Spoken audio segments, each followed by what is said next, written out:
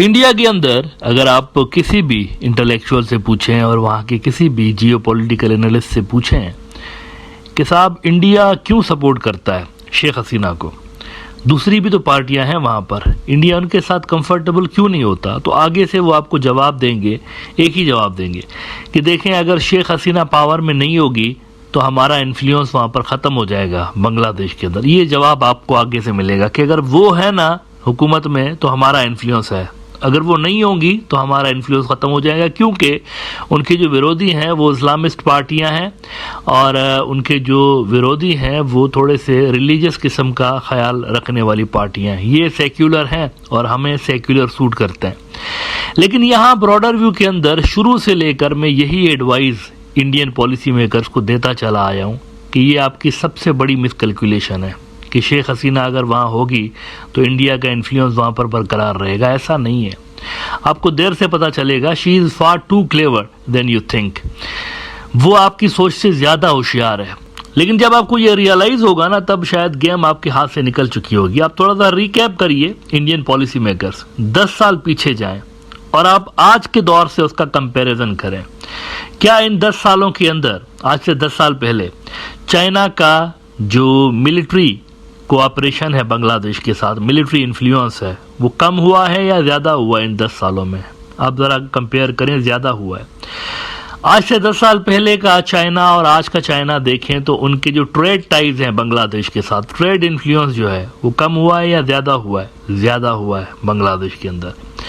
तो ज़मीन आपके पैरों से खिसक रही है आहिस्ता आहिस्ता, लेकिन आपको रियलाइज़ नहीं हो रहा।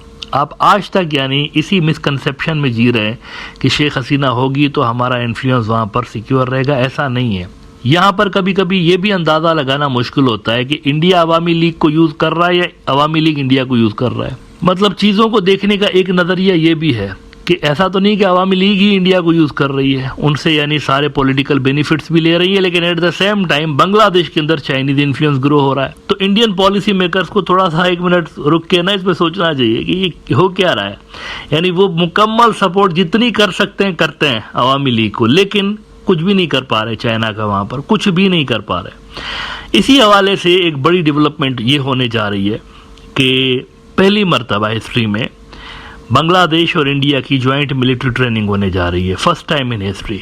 और ये एक बहुत सिग्निफिकेंट चीज़ है स्ट्रेटेजिक हवालों से अगर आप देखें। और इस पे इंडियंस इतने बौखलाए हुए हैं कि उन्होंने कहा है, उनकी जो मिनिस्ट्री ऑफ फॉरेन अफेयर्स के जो मेरे ख्याल से स्पोक्स पर्सन है, उन्होंने कहा कि हम बड़ा क्लोजली इसको वॉच कर रहे हैं, ये तो बड़ी डेवलपमेंट है, इसको देख रहे हैं कि इसमें क्या क्या हो रहा है। लेकिन बड़ी खबर ये नहीं है, बड़ी खबर इससे भी आगे है, वो मैं आपको थोड़ी देर में बताता हूँ। लेकिन पहले ज़रा इसका रेफरेंस देख लीजिए। न्यू एज बांग्लादेश कहता है कि India says it keeps close watch on Bangladesh China military exercise. कहते हैं कि Indian foreign ministry official spokes person Randhir Jaiswal said on Thursday that they kept a close watch all developments that happens in their neighborhood and beyond.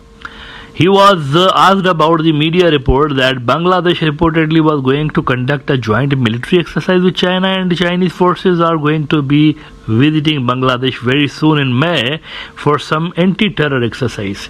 तो उस पे उन्होंने क्या जवाब दिया? यानी उनसे पूछा गया कि सर जी ये चाइनीज आ रहे हैं आपके बैकयार्ड में, तो क्या ख्याल है आपका इस हवाले से? तो उन्होंने क्या जवाब दिया इस पे ज़रा देखिए। रणधीर जायसवाल कहता है कि regarding your question about joint military exercise, you know as you heard me speaking about it several times from this podium, we keep a close watch on all developments that happen in our neighbourhood and beyond which impact our interests, economic and security interests. We take appropriate measures accordingly. तो इस पर नज़र है हमारी, ये जो बांग्लादेश और इनकी ज्वाइंट मिलिट्री ट्रेनिंग एक्सरसाइज जो भी है इस पर हमारी नज़र है। जिनहुआ नेट जो कि बड़ा एक चाइनीज न्यूज़ आउटलेट है, ये कहते हैं China Bangladesh to conduct joint military training. अब इसकी सिग्निफिकेंस क्या है इस हवाले से इसी स्टोरी का जरा ये हिस्सा देखिए कि this makes the first joint training ever between the Chinese and Bangladeshi आर्मीज। The ministry said, noting that such activity is conducive to enhancing mutual understanding and friendship between the two militaries and deepening practical exchanges and cooperation.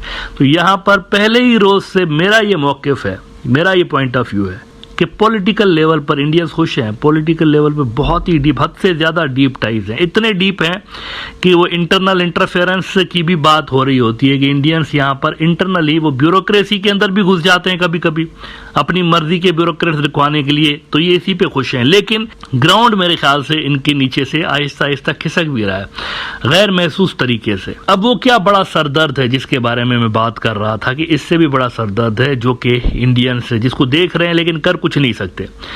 ABP news की ये story देखिए, Why Bangladesh China funded Pekua submarine base will prove to be a migraine for India.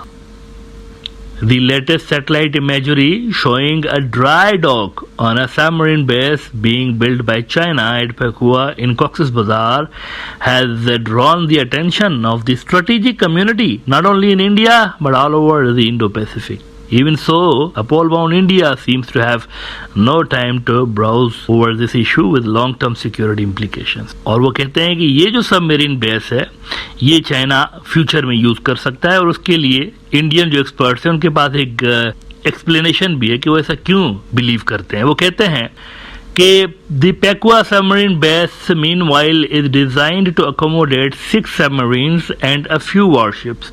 The Bangladesh Navy has only 2 submarines. ये वाला जो base है इसके अंदर 6 submarines जो है वो आ सकती हैं लेकिन बांग्लादेश के पास हैं 2. This means either the Bangladesh Navy will expand its submarine fleet and China will be a natural claimant to supply 4 more submarines. If not, China will be encouraged to utilize this space for docking up to 4 of its submarines. और इसीलिए वो कहते हैं in fact the deepening naval cooperation between Bangladesh and China is likely to emerge as not a headache but a migraine for Indian strategic planners. With Sri Lanka, India could exercise its economic and strategic leverage, but Bangladesh would prove to be a hard nut to crack. तो सूरत हाल India के लिए यहाँ पर basically catch 22 वाली है। शेख हसीना की support वो चाहकर भी छोड़ नहीं सकते, उनके पास कोई ऑप्शन नहीं है दूसरा। वो समझते हैं कि अगर शेख हसीना की जगह पर कोई भी और गवर्नमेंट आ गई तो हम तो हो जाएंगे यहाँ पर टोटल धपड़धूस।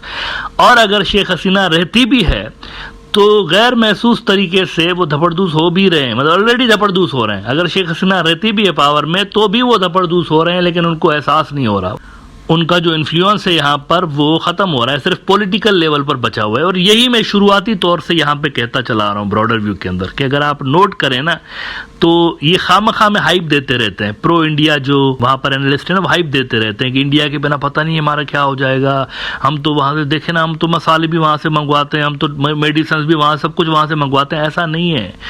बांग्लादेश इंडिया के बिना भी अपनी डेवलपमेंट को भी सस्टेन कर सकता है और अपनी स्ट्रेटेजिक इंपॉर्टेंस को भी वो सस्टेन रख सकते हैं, लेकिन इंडिया बांग्लादेश के बिना अपनी जो स्ट्रेटेजिक अहमियत है खास तौर पर बे ऑफ बंगाल के हवाले से उसको सस्टेन नहीं कर सकता।